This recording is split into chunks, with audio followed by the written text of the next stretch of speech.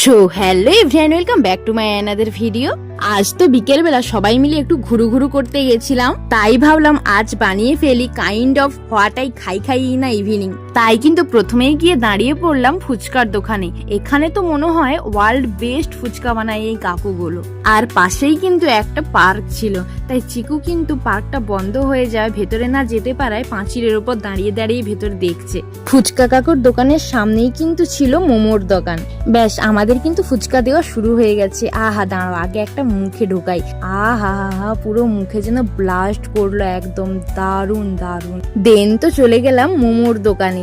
আমার বর কিন্তু স্টিম মোমো নিয়ে আমার জন্য অপেক্ষা করছে। তো চলো টেস্ট করা যাক। এখানে কিন্তু 7টা মোমো দিয়েছে মাত্র 50 টাকাতে।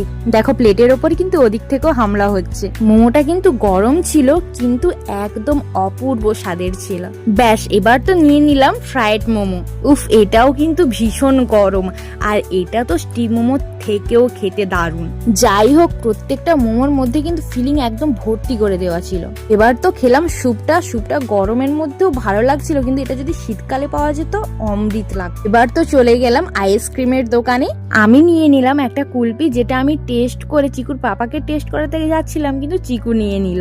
এবার তো নিয়ে নিলাম একটা ফালুদা। এর মধ্যে কিন্তু কাজু, কিশমিশ, আলমন্ড, আইসক্রিম, চিয়া সিডস, বেশ অনেক কিছুই ছিল।